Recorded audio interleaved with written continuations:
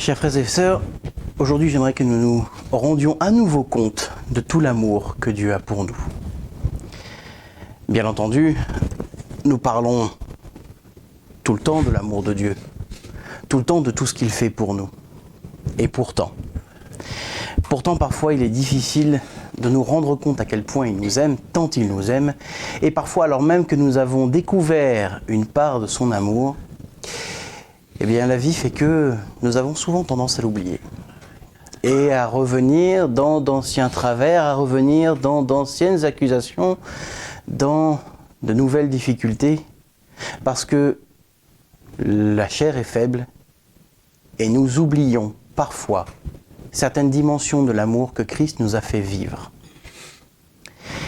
Et ce qui est merveilleux avec Christ, c'est lorsque nous expérimentons quelque chose, lorsque nous expérimentons son amour, lorsque nous expérimentons une révélation que le Seigneur va nous donner. Il nous dit, mais veux-tu vivre selon cette expérience que je t'ai donnée? Veux-tu vivre selon cette révélation que je t'ai donnée? À nous de choisir. À nous de choisir. Nous pouvons expérimenter quelque chose de précis, un soutien de la part de l'Éternel, une force que le Seigneur nous donne. Mais c'est temporaire. C'est une expérience. C'est une découverte. Le Seigneur nous donne un exemple. Vois ce que cela donne lorsque tu vis par moi. À nous de choisir ensuite si nous voulons vivre, si nous voulons que cet exemple devienne la vérité dans nos vies, que ça devienne non plus une expérience vécue comme ça pour voir, ah oui tiens, c'est comme on fait du lèche-vitrine, disons ça c'est intéressant, c'est sympa et on passe notre chemin, on passe à une autre vitrine dans la rue. Non, le Seigneur nous dit voilà, c'est ça que ça donne lorsque tu vis à travers moi, pour moi. Veux-tu vivre constamment selon ce que je viens de te démontrer? Parce qu'il ne s'agit pas juste de montrer un fruit, mais c'est une démonstration de ce que le Seigneur est pour nous. C'est une démonstration de ce qu'il fait pour nous. Et justement, qu'est-ce qu'il fait pour nous? Dans quelle mesure est-ce que le Seigneur agit pour nous dans nos vies? Dans notre relation avec lui. Quelle est la part de ce que le Seigneur accomplit? Quelle est la part que nous accomplissons? Et je vous propose de lire dans Matthieu, au chapitre 26. Et on va lire à partir du verset 36. Donc c'est juste avant d'être livré. Le Seigneur se rend à Gethsémani pour prier. Là-dessus, Jésus arrive avec eux au lieu dit Gethsémani et il dit aux disciples « Asseyez-vous ici pendant que je m'éloignerai pour prier. » Il prit avec lui Pierre et les deux fils de Zébédée. Il commença à leur éprouver la tristesse et l'angoisse. Il leur dit « Je suis triste à mourir. Demeurez ici et veillez avec moi. » Puis il s'avança un peu, tomba face contre terre et pria ainsi « Mon Père, si c'est possible que cette coupe s'éloigne de moi, toutefois, non pas comme moi je veux, mais comme toi tu veux. » Il vient vers les disciples qu'il trouve endormis. Il dit alors « Pierre, vous n'avez donc pas été capable de veiller 1 heure avec moi ? Veillez et priez afin de ne pas entrer dans l'épreuve. L'esprit est ardent, mais la chair est faible. » Il s'éloigna une 2e fois et pria ainsi « Mon Père, s'il n'est pas possible que cette coupe s'éloigne sans que je la boive, que ta volonté soit faite. » Il revint et les trouva encore endormis, car ils avaient les yeux lourds. Il les quitta, s'éloigna de nouveau et pria pour la 3e fois en répétant les mêmes paroles. Puis il vient vers les disciples et leur dit « Vous dormez encore, vous vous reposez. L'heure s'est approchée, le Fils de l'homme est livré aux pécheurs.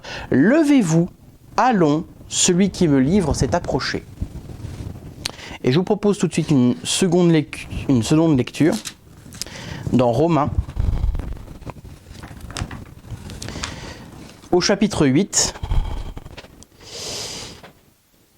et au verset 26, De même aussi l'Esprit vient au secours de notre faiblesse, car nous ne savons pas ce qu'il convient de demander dans nos prières, mais l'Esprit lui-même intercède par des soupirs inexprimables. Et celui qui sonde les cœurs sait à quoi tend l'Esprit. C'est selon Dieu qu'il intercède en faveur des saints. Quel est le lien entre ces deux passages ? Nous noterons une chose, c'est que Dieu ne fait pas sans nous. C'est pas sa volonté. Il nous a créés, c'est pour une raison, il ne s'en est pas repenti, et il n'a pas l'intention de faire sans nous. Le Seigneur Jésus-Christ est allé à Gethsémani et a pris avec lui Pierre et les deux fils de Zébédée. Il a pris des humains avec lui. Est-ce que le Seigneur Jésus avait besoin des prières de Pierre et des fils de Zébédée? Non. La preuve en est qu'ils se sont endormis, qu'ils n'ont pas prié. Peut-être ont-ils prié pendant un temps, mais qu'ils se sont endormis. Il me semble que c'est dans Luc également où il est dit qu'ils se sont endormis de tristesse. Parce que comme le Seigneur Jésus dit, l'esprit est ardent, l'esprit veut bien, mais la chair, elle est faible. Nous sommes corruptibles, nous sommes faibles. Nous allons choir, nous allons échouer. Et qu'est-ce que le Seigneur Jésus-Christ fait? Il dit, mais réveillez-vous, priez pour ne pas rentrer dans l'épreuve. Priez, soyez fervents. Et il vient une seconde fois, ils se sont à nouveau endormis. Et là, nous noterons une chose. Il revint et les trouva encore endormis, car ils avaient les yeux lourds. Il les quitta, s'éloigna de nouveau et pria pour la troisième fois. Il ne les a pas réveillés ce coup-là. Il ne leur a pas dit, mais veillez, priez, il est retourné prier. Parce que Jésus fait tout et même notre part. C'est de lui que tout vient. Pierre est présent, les fils de Zébédée également, ils sont là, mais ils sont endormis. Ils n'ont pas pu aller plus loin que leur force, ils n'ont pas pu aller plus loin que leur faiblesse. Et c'est Jésus qui a compensé. Et est-ce qu'à la fin, le Seigneur les a laissés de côté? Non, il dit, levez-vous, allons. Celui qui me livre s'est approché, l'heure est venue. C'est-à-dire que c'est par sa grâce que nous sommes sauvés, c'est par sa grâce que nous sommes vainqueurs, c'est par sa grâce que nous vivons, c'est par sa grâce que nous prions, c'est par sa grâce que nous prêchons, c'est par sa grâce que nous témoignons, que nous intercédons, que nous prophétisons. Alors est-ce que ça veut dire que, si c'est le Seigneur Jésus qui fait tout, je peux m'en fiche. Seigneur, tu fais tout, moi je vis ma vie, tranquille ou pépère, et puis de toute façon si je pêche, c'est pas ma faute, Seigneur, je suis faible. Ah, c'est pas notre faute. Nous sommes pourtant responsables du choix que nous faisons. Le Seigneur Jésus, il encourage, il dit, priez, veillez et priez, soyez vigilants, soyez attentifs, l'heure approche. L'heure approche. Le Seigneur aujourd'hui nous dit, l'heure approche, je reviens. Je reviens, veillez et priez. Est-ce que je vais trouver quelqu'un encore qui m'attendra? Est-ce qu'encore quelqu'un m'attendra? Est-ce que quelqu'un encore sur terre veut une relation avec moi? Elle est là, notre part à nous. Elle est infime. Il s'agit de faire un choix. Seigneur, tout pour toi, en toi, par toi. Ou bien, Seigneur, ton salut me convient. On se retrouve aussitôt que posthume. Je pense que ceux qui calculent cette chose de cette manière-là risquent de sourire amèrement à la fin. Je ne remets pas forcément en doute un salut, mais je remets en doute le fait qu'on ne va pas souffrir. Déjà, ceux qui sont vainqueurs acceptent que la souffrance arrive à présent, maintenant dans leur vie. Alors ceux qui refusent tout, le Seigneur a dit, ils seront sauvés, mais comme à travers du feu. Alors je vous apprends peut-être rien, mais le feu, ça brûle. Il est même dit que c'est l'une des pires morts, que c'est une des pires souffrances. Le feu est tellement une douleur atroce que lorsque quelqu'un brûle, son esprit ne s'évanouit pas, la personne ne perd pas conscience, parce que la personne, le système, on va dire, de survie de la personne fait que, non, il faut que je m'échappe de ces flammes. Il faut que je m'échappe, il faut que je me sauve. C'est la seule douleur qui existe, qui fait que l'être humain ne s'évanouit pas. On ne peut échapper à la souffrance du feu qu'en s'enfuyant. Et si l'on est immolé, on souffre jusqu'à mourir. Et le Seigneur nous dit, mais si tu vis par moi, si tu me laisses vivre en toi, tu ressentiras de la brûlure le long de ta vie. Mais je serai ce baume qui viendra guérir les souffrances du feu, qui viendra par-dessus les cicatrices, les brûlures, pour tout soulager, pour tout corriger, pour tout soigner. Si tu ne veux pas vivre selon moi, tu vivras la brûlure du jugement. Pour ceux qui décident de refuser catégoriquement Jésus-Christ dans leur vie, la brûlure est éternelle. Pour ceux qui ont accepté Jésus, mais ça ne les intéresse pas spécialement d'avoir une relation avec eux, la brûlure sera présente. Ils passeront à travers cette brûlure. Ils passeront à travers cette mort atroce. Mais nous qui acceptons, et je dis nous, je suis bien obligé de penser à Paul qui dit « si je puis ». Il dit « Seigneur, si je peux faire partie de ces gens qui acceptent, Seigneur, que malgré ma faiblesse, tu fasses ton œuvre. Malgré ma faiblesse, Seigneur, que tu puisses établir ta volonté dans ma vie. » On parle bien d'établir la volonté. On ne dit pas juste de temps en temps, Seigneur, fais ce que tu as envie parce que ça m'arrange bien. Non. Seigneur, toute ta volonté, même celle qui ne me plaît pas. Seigneur, même lorsque je me rebelle, lorsque je laisse la faiblesse prendre le dessus, n'écoute pas ce que je dis, Seigneur, car c'est ma chair qui parle, elle est morte sur la croix. Seigneur, uniquement ta volonté. Pardonne-moi lorsque je suis faible. Pardonne-moi, Seigneur, quand je me suis endormi, comme Pierre. Pardonne-moi. Pardonne-moi. Pourvu, Seigneur, que tu fasses ton œuvre. Pourvu que tu fasses ta volonté. Le Seigneur nous dit, vous êtes faibles, mais je suis fort. Ce qui est impossible à l'homme est possible à Dieu. Est-ce que le Seigneur annule toute promesse lorsque nous avons succombé à une faiblesse? Et je parle de succomber à une faiblesse. Je ne parle pas de pratiquer une faiblesse. Je ne parle pas de pécher volontairement en me disant « c'est pas grave, j'ai le Seigneur Jésus, ça roule ». Non. Je parle de succomber. Je parle de ce que dit Paul « je fais le mal que je ne veux pas faire et je ne fais pas le bien que je voudrais faire ». Je parle de ça. Je parle de cette faiblesse. Le Seigneur nous le dit, le corps est faible, l'esprit est ardent. Nous voulons d'un cœur sincère. Nous voulons, Seigneur, je veux être comme toi. C'est ce que je choisis, c'est ce que je décide, Seigneur. Le Seigneur dit, très bien, cela me suffit. Maintenant, laisse-moi établir ma volonté, ma révélation, mon amour dans ta vie. Oui, mais Seigneur, j'ai encore succombé à ce péché. J'ai encore succombé à la colère. J'ai encore succombé, Seigneur, à ce qui est contre toi. J'ai encore succombé à la tristesse. J'ai encore succombé au doute, Seigneur.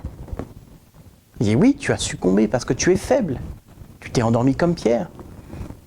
Mais moi, je suis là, je veille et je prie pour toi. J'intercède pour toi. Je suis mort pour toi.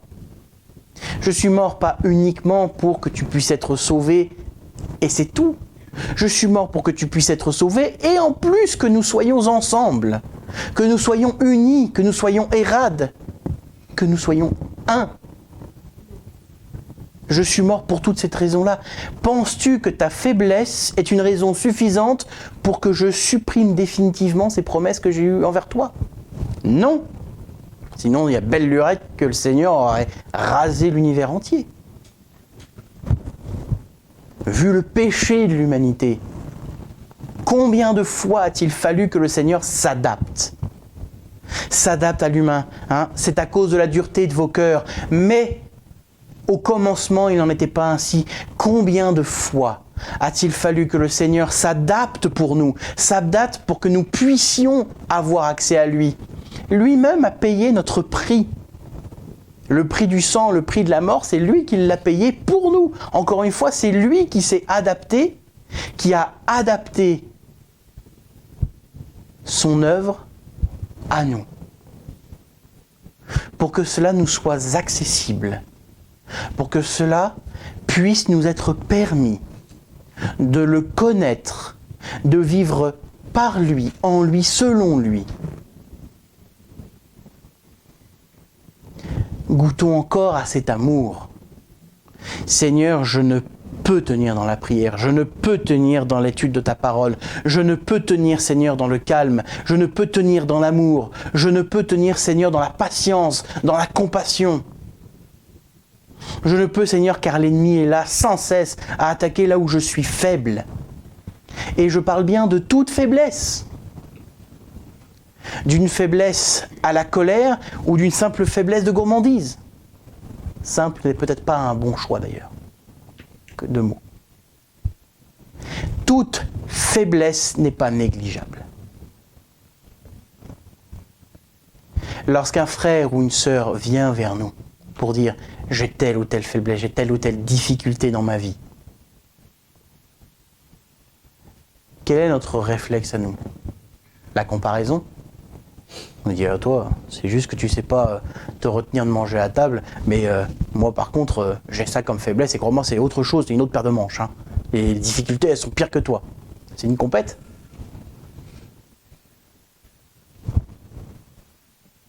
Peut-être que c'est simple pour quelqu'un, effectivement, de faire attention aux mets de la table, mais peut-être qu'une difficulté qui sera tout aussi simple, comme fumer une cigarette.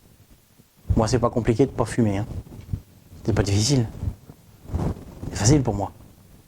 Alors, qu'est-ce que je vais dire? Ah bah oui, bah écoute, t'es pas fichu de te retenir de pas avoir de l'air pur. Bon, bah écoute, fais un effort, quoi.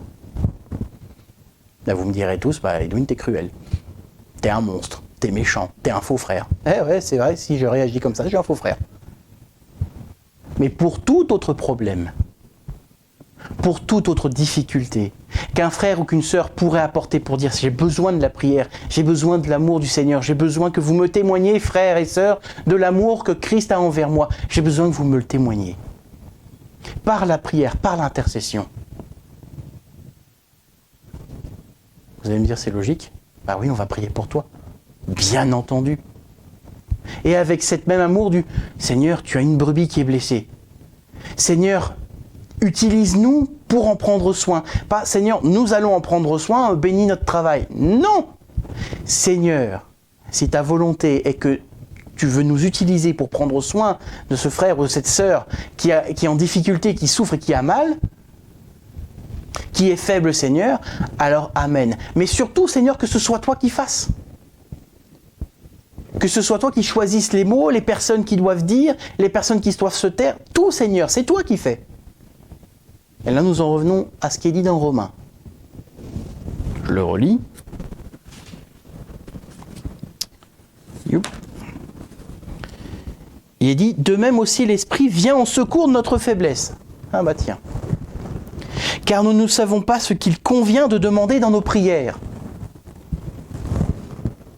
Mais l'Esprit lui-même intercède par des soupirs inexprimables. Et celui qui sonde les cœurs sait à quoi tend l'Esprit. C'est selon Dieu qu'il intercède en faveur des saints.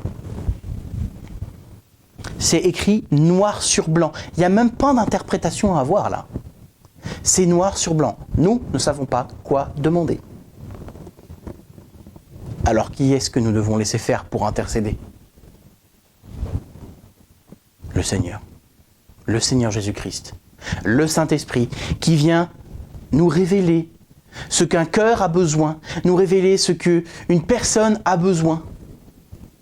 Parfois dans l'intercession de la prière, parfois par un bien matériel, parfois par une oreille attentive, parfois par un texte dans la parole de Dieu, parfois par un prêche, par une prophétie, par une parole de connaissance, de sagesse. Et le seul moyen de donner tout ceci, c'est de laisser Dieu agir. De laisser Dieu agir. Oui, mais moi, je pêche, alors du coup, je ne sais pas si Dieu il veut bien m'utiliser, parce que je suis faible, moi. Je pêche tout le temps, je suis tout le temps en colère. Comment est-ce que Dieu pourrait avoir envie de m'utiliser ? Est-ce qu'il a laissé Pierre à Gethsémani ? Non, pourtant Pierre s'est endormi. Alors que le Seigneur lui a dit... dormez pas. Et qu'il l'a déjà réveillé en disant, mais non, veille. Et il s'est endormi encore. Est-ce que, à la fin, Jésus, il a dit, j'y vais, je dois aller sur la croix. Non, il a dit, levez-vous, allons. Non, il n'a pas laissé Pierre et les deux fils de Zébédée derrière, il n'a pas laissé ses apôtres derrière. Non, venez. Venez avec moi. Venez.